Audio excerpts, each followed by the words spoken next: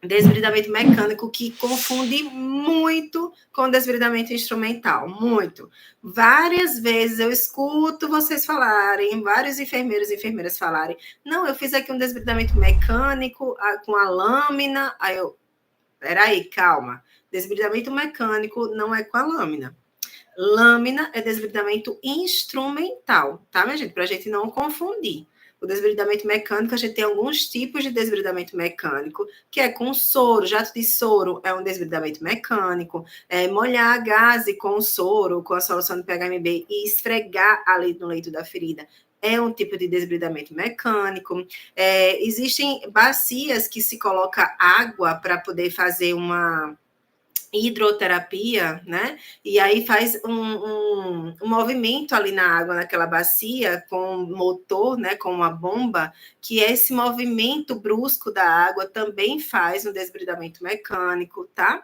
Então, a gente tem alguns tipos de desbridamento mecânico que a gente vai fazer, pode fazer um jato com agulha de soro, que também é considerado desbridamento mecânico. Esfregar normalmente na ferida, usar a sua força, né, para aquela ferida ali, é um desbridamento mecânico, seja com o que for, tá?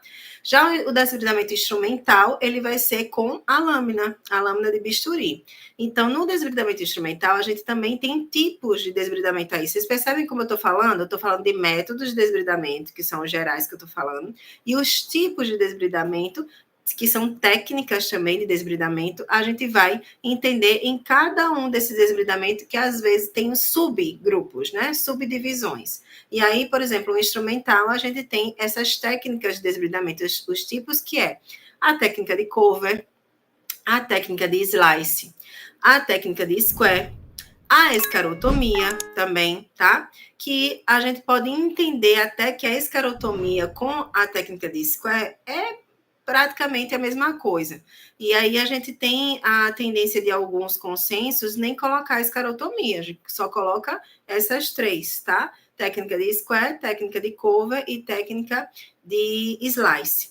A cover, a gente remove essa placa todinha necrótica de uma vez só, através do corte primeiro das bordas. Então, a gente solta todas as bordas aqui e depois remove a capa inteira de necrose. Por baixo desse tecido aqui, ele vai ficar um esfacelo, ou até um tecido gorduroso, tá? Um esfacelo aqui por baixo. A gente não vai aprofundar tanto, que vai até chegar no tecido de granulação, por exemplo. Não, porque isso daí não é desbridamento instrumental, já vai ser cirúrgico. Aí a gente não pode, né, fazer isso. O desbridamento instrumental é superficial, sim. A gente vai fazer, tirar, só remover essa capa de necrose que tá aqui. Na técnica de cover, ela sai o tampo completo, né? A tampa completa. Na escarotomia, a gente faz esses risquinhos que estão aqui também, tá vendo? Já tem risquinho aqui na plaquinha para vocês verem. Esses riscos que a gente até chama de jogo da velha, né? Mas são riscos na horizontal, riscos na vertical, e eles se cruzam e formam quadradinhos, ó. Então, essa daqui é o square. Square é quadrado em inglês, tá? E aí, o square, a gente forma esses quadradinhos e remove. Pega uma pinça aqui e remove, quadradinho por quadradinho, quadradinho por quadradinho. Por isso que a escarotomia está dentro da técnica square. Porque para a gente poder remover, né, esses quadradinhos daqui, a gente precisa fazer a escarotomia antes, né? A gente faz a escarotomia, faz o square aqui e remove quadradinho por quadradinho, devagar. E quando é que a gente vai escolher esse e não o cover, Lavínia? Às vezes, a gente não consegue, solta as bordas aqui e a gente, quando olha, a gente percebe que não vai dar bom, não vai dar certo, tá sangrando, né? Não vai funcionar muito bem se a gente remover ele por completo. E aí, o que a gente vai fazer? A gente pode fazer essas linhas aqui, inclusive. No dia que a gente fizer essas linhas, a gente pode colocar agora uma papaina ou então hidrogel para penetrar melhor. Essas linhas aqui servem para a gente abrir esse tecido, para que o produto penetre melhor, né, aqui dentro. E depois que, no outro dia, no dia seguinte, a gente abre e aí já vai estar amolecido e a gente consegue remover quadradinho por quadradinho na técnica de square, tá? Aí a gente faz isso. A outra técnica é o slice. Qual que é o slice? Ah, Lavínia, o slice também é muito utilizado em tecidos de esfacelo, tá? Em esfacelos também é muito utilizado o slice, mas o slice pode ser tanto na necrose como esfacelo. A gente vai pegar a pinça e a lâmina e a gente vai puxar. Ah, tem um aqui mais soltinho, um pedacinho, e vai cortar. Tem outro aqui mais soltinho, vai cortar. Slice quer dizer fatias. A gente vai fatiar. Se eu tiver um tecido assim também, eu posso também fatiar ele, colocar a lâmina bem rente aqui, ó, ao tecido, né? E eu começar a fatiar esse tecido. Então, se eu tirar aleatoriamente esse tecido, se eu remover aleatoriamente o tecido necrótico ou esfacelo, eu estou fatiando, então, a técnica de slice, certo? Existe também o desbridamento cirúrgico. O desbridamento cirúrgico só é feito pelo médico. A gente, enfermeira, a gente não pode fazer desbridamento cirúrgico, porque tem que ser dentro do centro cirúrgico, com anestesia, né? Então, a gente não tem, não pode fazer desbridamento cirúrgico, tá bom? E é isso, a gente tem todos esses métodos, né, de desbridamento, né, para vocês aqui. E aí, Lavínia, como é que a gente vai escolher? Todo paciente, ele vai ser desbridado? O que é que vocês acham? Todo paciente, a gente pegou um paciente que tem uma necrose, toda necrose ele vai ser desbridado, ou todo paciente a gente vai poder fazer qualquer método de desbridamento desse, nem toda necrose vai ser desbridada, tá? Se a necrose for uma necrose num pé, por exemplo, tá? Numa extremidade de um paciente que ele tem uma necrose estável, a necrose não tem nenhum sinal de infecção, não tá fofa, a gente toca nessa necrose, não tá fofa. A gente toca na necrose, tá seca, não tem nenhuma flutuação, né, nessa necrose. Então, e também ao redor não tem nenhuma hiperemia, não tem nada disso, não tem hiperemia, não tem calor, né, não tem rubor, não tem nada, não tem nenhum sinal de infecção. Então, se a gente olha o paciente, avalia essa ferida, avalia essa necrose, e o paciente tem uma necrose seca, estável, não tem nenhum sinal de infecção, a gente vai verificar toda a história do paciente. O que vai ser feito? Por exemplo, é uma necrose no calcânio. E aí o paciente é um paciente que é diabético.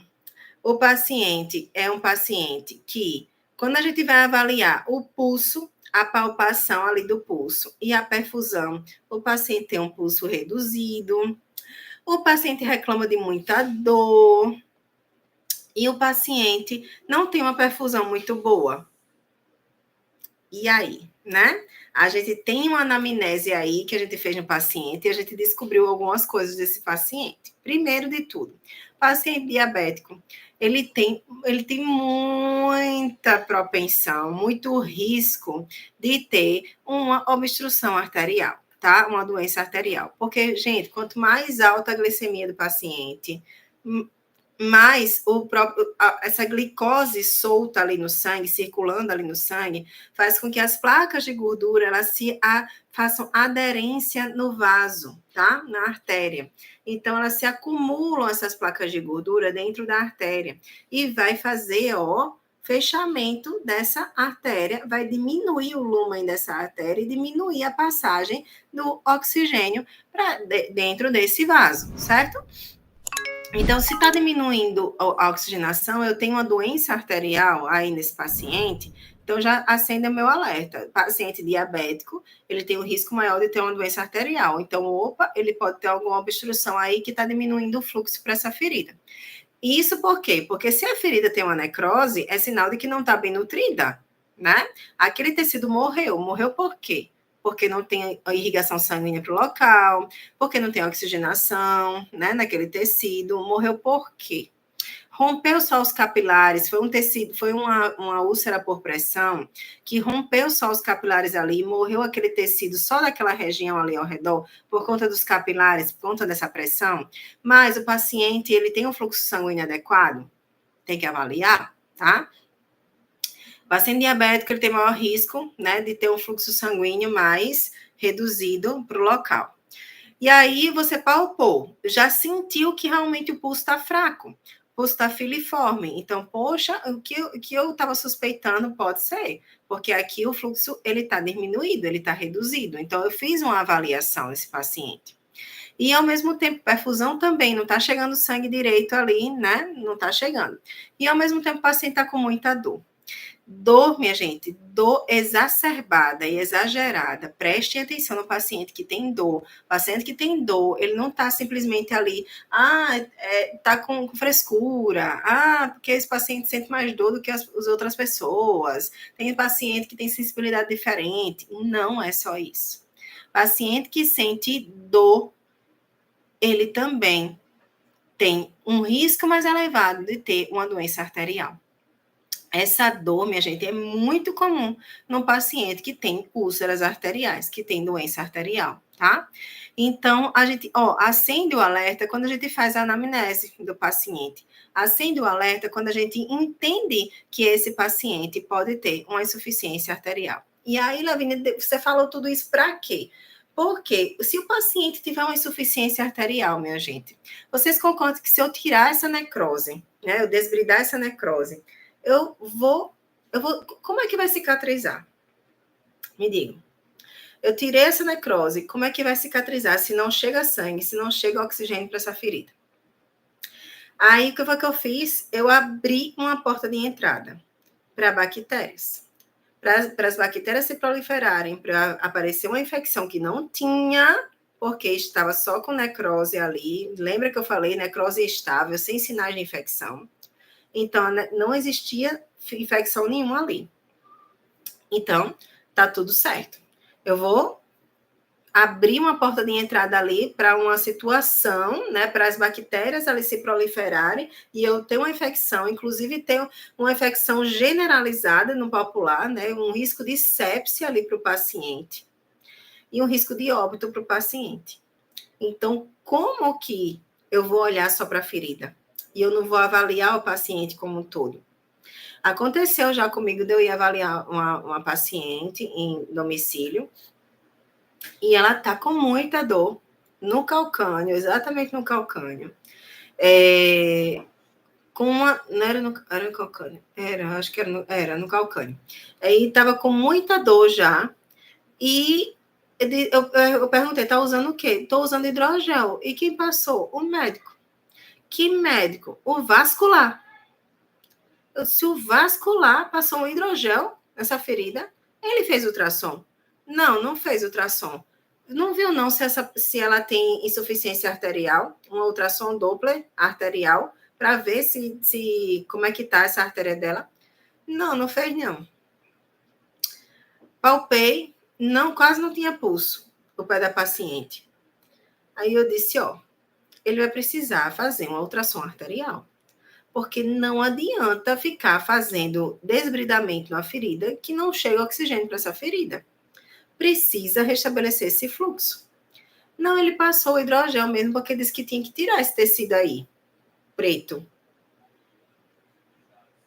E o consenso internacional, tudo isso que eu estou dizendo para vocês aqui está no consenso, tá, minha gente? É consenso internacional. Se a necrose for estável, não tiver nenhum sinal de infecção, eu não vou desbridar. Eu não vou desbridar, não é com instrumental, não. Eu não vou desbridar com nada. Nem com hidrogel, nem com papaina, com nada. Não pode nenhum desbridamento. Não pode nenhum desbridamento. A gente vai manter ali aquela necrose estável até que se restabeleça o fluxo.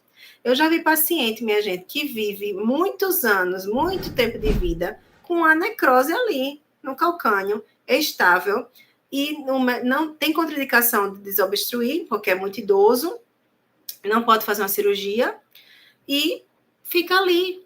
O paciente não vai a óbito, não pega uma infecção, né? E fica ali, estável, tá? Então, não é... Ai, meu Deus, necrose. Chega, pega uma lâmina. Ai, meu Deus, necrose. Chega, tem que botar hidrogel.